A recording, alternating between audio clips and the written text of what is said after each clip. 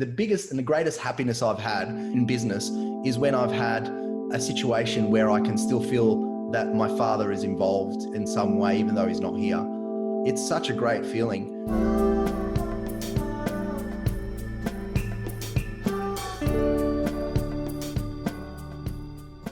G'day, I'm Joe Stephan. I'm a financial planner, have been for my whole working career. I'm 39 years of age now, so I can't say I'm completely young anymore, but I still feel like I've got a lot of energy and a lot to give in the industry. And one of the things that are really important to me about financial planning is the ability to give very objective, free, what I call pure advice. And I feel like that can only happen, you know, where there's an independence. And that's been really important to me in our journey. And I feel like myself and my brother, who I work with, have been pioneering that for quite some time, and very proud of that. Yeah, fantastic. So you're in business with your brother. How's that? How's that, Lee? Is that it's amazing. And I know that through personal experience, and I know through many other people that I've spoken to, that it's family and business don't necessarily always work, or not always congruent. But James and I work so well together. And I think I always reflect on why, and I'd like to thank my parents. But at the same time, I don't think it's always your parents either. It's just a little bit of a luck of the draw. But James is very micro detailed level. He's very structured, orderly, consistent, technical, and he has all of the same very similar values to myself. And the difference is that I'm probably more top level, more macro view, more marketing, more communications. And so we work well together. The best example that I can give is where I come up with a painfully extreme idea, and I bring it forward to him, and he looks at it and he goes, okay, I get we're just kind of brainstorming right now, but can I pick this apart? And he smashes it into bits. And then I go back with the tail between my legs. But I mean, that's the process that we go through, and that's why the symbiosis is so amazing. Sounds like brotherly love to me. Yeah, it is. It's definitely brotherly love. We're obviously going through a bit of a crisis at the moment, at the time of recording this podcast. And, you know, there's obviously considerations with regards to, you know, the health of a business, the health of a financial statement, and then a balancing act with the mental health and the health of the individual. Do you want to tell us a little bit how you treat that? And, you know, maybe if you've got any times when you put, you know, you had to prioritize health over financial health, or financial health over physical health. Yeah. So personally, you mean? Yeah, sure. Yep. Yeah. I mean, one of the things I noticed with my father, who is a very a driven person and got a lot of value out of his work ethic and what he did as a job. He was an academic in financial planning at various universities, and he found a lot of meaning in what he did. And he also worked as in financial planning, and also had an accounting background too. So there was a lot of stuff that he was doing. But my observations were that he probably didn't spend as much time looking after his health as he possibly could have prior to that. And I mean by that, like being less stressed out. I think he was just such a workaholic, and it was for good reason, I suppose, but I think it was just a little bit too pointy. And he did fall ill in the end, and he did get cancer. And I think, you know, I can't say and categorically say I make a call that the workaholic nature and the stress is then, you know, lends itself to cancer. But what I can say is that I've seen a lot, and I've seen illness and how it affects families. And I figure that if you want to talk of success, you want to make sure that you put your health in there as well. Too many people come to their financial planner as the most important person in their world, when in actual fact, I think they should be going to their doctor, and you know, really checking themselves out. Yeah, for me personally, it's since that time, since watching my dad go through what he did, and having to transition and help him out in the business, almost forced to, by virtue of his illness. And to me, he was Superman before he got sick, you know. Yeah, was a real eye opener. And in some ways I have PTSD now, in the sense that like I read voraciously health health books. Like I just read a book by Matthew Walker on why we sleep, and I'm reading one by, I think his name's James Nestor, called Breathe. So I'm all into mindfulness. I'm into, eating, fasting, diet, exercise, those types of things. Not because I don't, I want to prevent death. I'm more that I just feel that leading a healthy life is very important to being mentally healthy. And then that will actually improve your delivery within business anyway. So I agree with you. It's a spectrum of or a tipping point, isn't it? With personal health versus financial health, and sometimes you got to try and make those two work together. And it's not about maximizing the financial or maximizing the personal. It's about making sure everything works together. Well, yeah, and I think sometimes you can.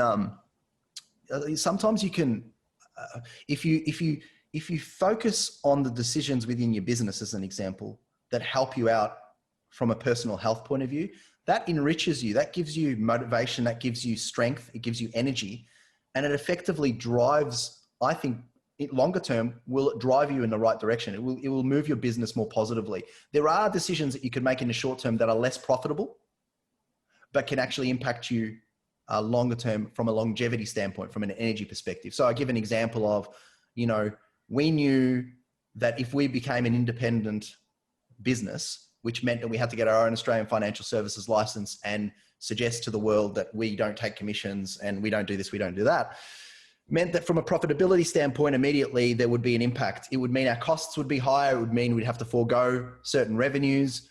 And we knew that that would be, at that early stage, reasonably problematic for us. But we said, stuff it. We need to do this because this is what we believe in. When we did that, the amazing effect was that all of a sudden our energy levels rose. We felt that there was an alignment between our values and the business, and our clients could actually see the excitement in us when we were announcing that we are doing this and the reasons for. And the typical responses were, well, we always knew you guys were independent anyway.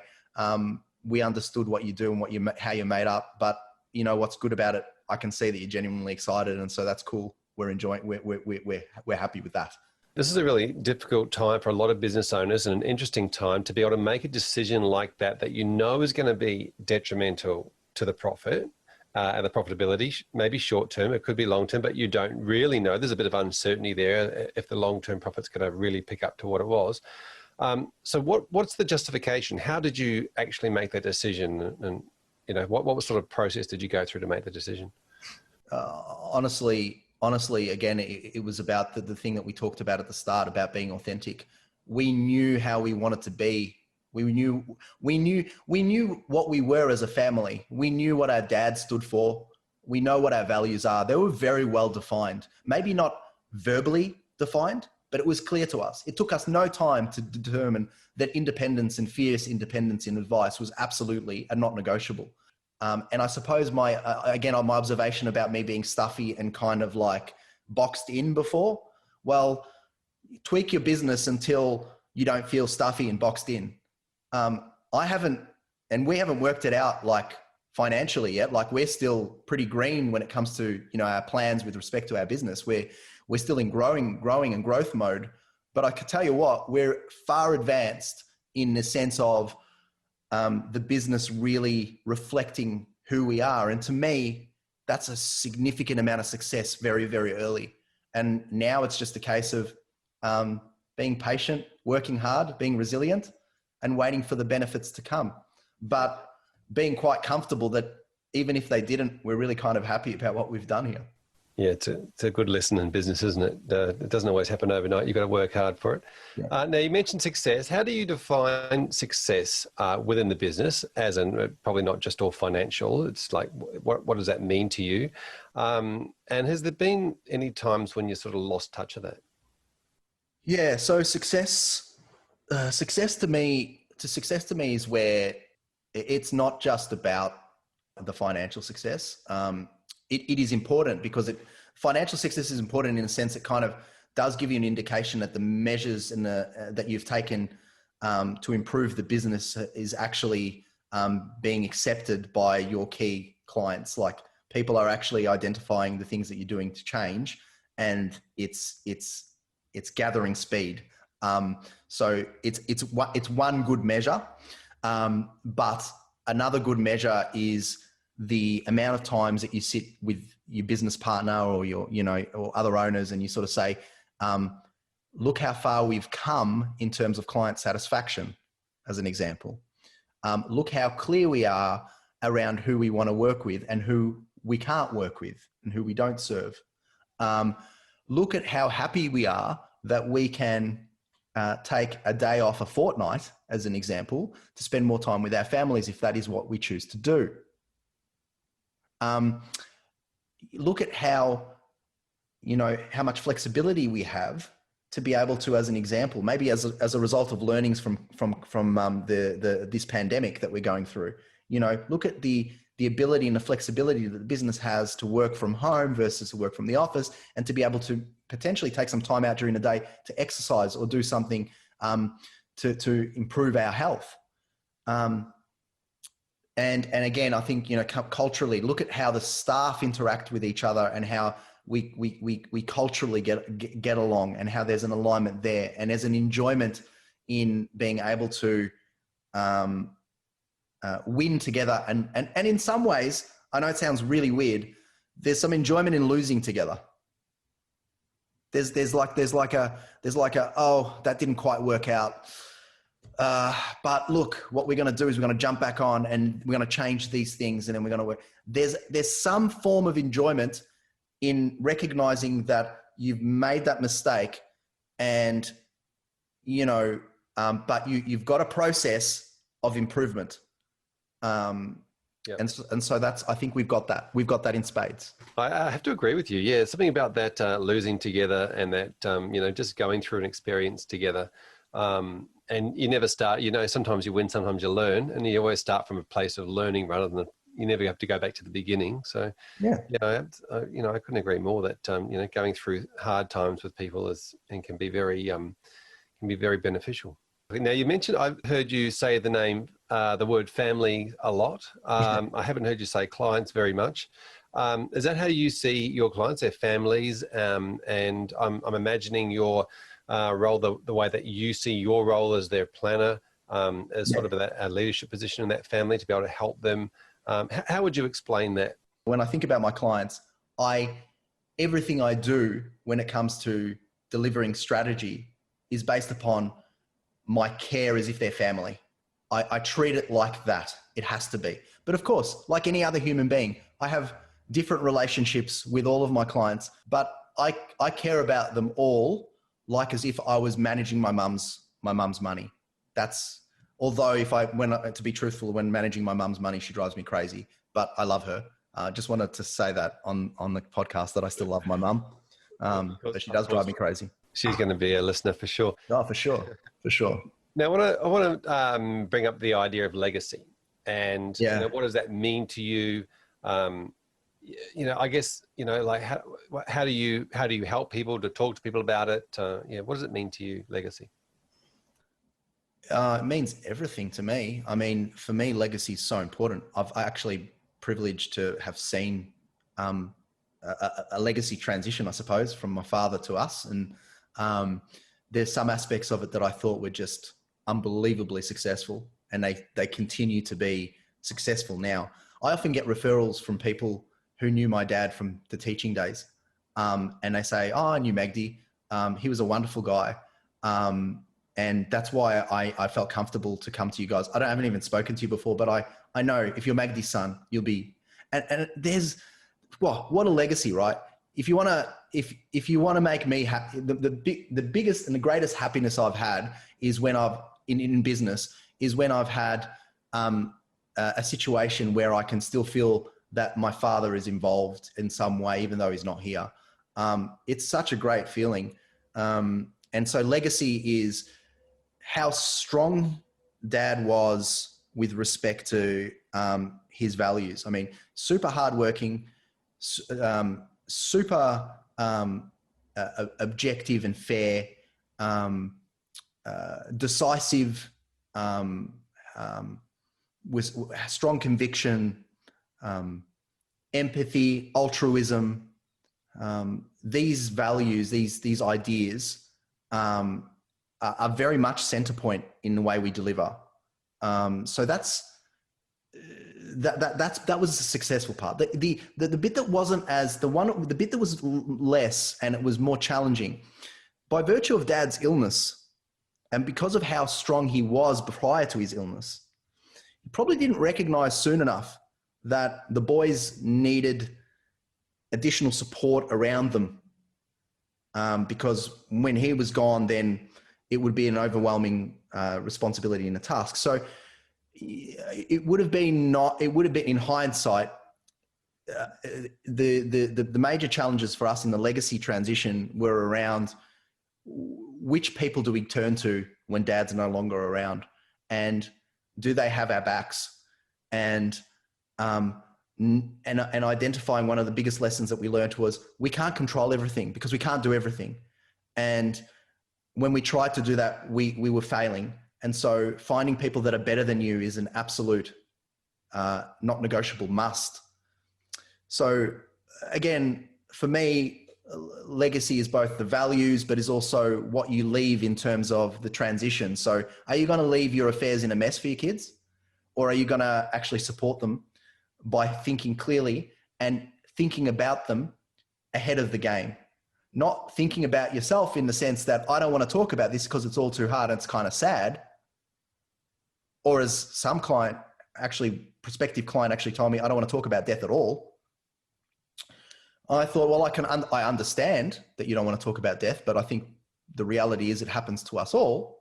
And what legacy do you want to provide? And so again, when I think about what we do, it's leading families, leaving legacies. Fantastic. Thank you for sharing that. Tell me about change. If you could do anything for your business, and let's forget about money, put money aside. Money doesn't matter or count. Well, it does, but sort of. What would you change in your business if you could change anything and not have to worry about the financials? Would I change in the business if I didn't have to worry about the financials? I honestly, at this particular point in time, I feel like I'm doing pretty much all of the things that I would want to. I've outsourced the things that I loathe to do. I'm waiting for a point in time where I can take bonuses in time.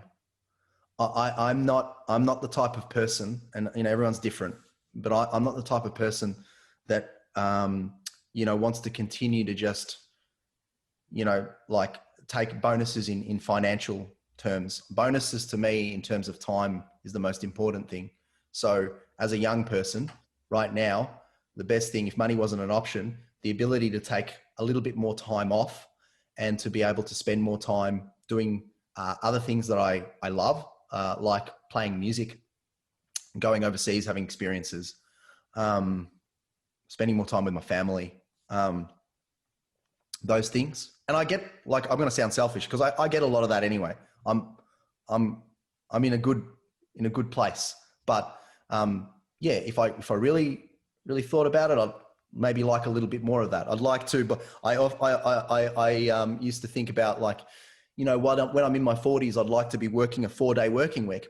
And one of the issues with that concept was this kind of like community expectation, or maybe my own expectation, or maybe financial planners expectation, or the Australian work ethic expectation. I don't know which one it was, but it was making me feel guilty about that notion. I thought, well, hold on.